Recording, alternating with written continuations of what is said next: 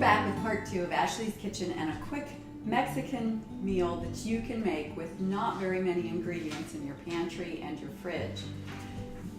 Last time we did our just very simple black beans, Greek yogurt, and salsa, store-bought salsa. Today we're going to add a few things to it, and again, this is almost limitless. Your ideas, what you all like as a family to eat with this type of meal. We're going to add some corn. Drain your corn, put it into your beans, and a nice addition is Rotel tomatoes. We like the original, but they make them mild and they make hot.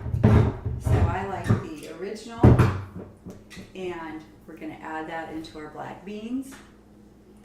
And then give that a stir, and that will need to go back on the stove. So while that's cooking, we'll do a few more other things here. But if you can see that, that's a really nice dish. It just perks up the black beans a little bit, makes it a little bit more special for your family, or if you were going to have company last minute, this is a great thing to pull out. So let's get that heating up a little bit again on the stove. And as you can see, I've got some additional toppings now. You can use onions, I've got some spinach and some shredded cheese. Some olives are a great touch if you like black olives or any kind of olives that you like to put on your Mexican dishes. And if you don't know, you can find these black olives at the dollar store, and that's a pretty good deal. So I like to do that. And we've also got some cilantro from our garden. It actually survived over winter and is doing beautifully now as spring has come. So here's some cilantro that we're going to pull off with a stem as our beans heat with our corn and our Rotel tomatoes. Some other things that you could do avocado. I love avocado, I just don't have any on hand today. So you could do some avocado.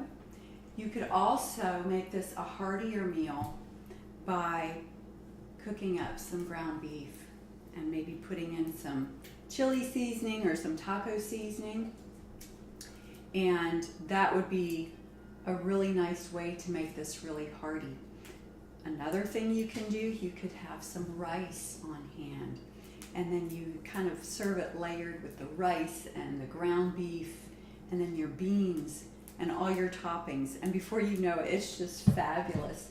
But the thing is that I've noticed, you can have a really simple meal like this, but by the time you get all of your individual toppings done, you've spent a lot of time in the kitchen prepping.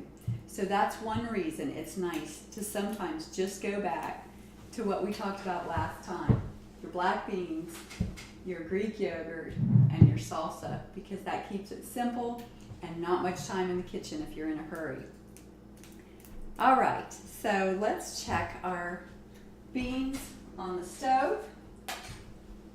All right, so we're gonna make a beautiful bowl here with our different ingredients. All right, so there's our black beans, corn, and our Rotel tomatoes. And then we're gonna go with the sour cream. It's really not sour cream, it's Greek yogurt, but that's what we use for sour cream. Some salsa, and then some wonderful toppings. Let's put a little bit of onions on here, some spinach, some fresh spinach. All right, some cheese kind of sprinkled over that, and then your cilantro. Oh my goodness, I love it. Okay, and now some black olives, and don't forget your tortilla chips, which are great if you have someone that can't eat gluten. Tortilla chips are great because usually they can eat them. And also you could do tortillas Put this inside, roll it up, let the cheese melt on your black beans, and it is wonderful. Can you see how pretty that looks?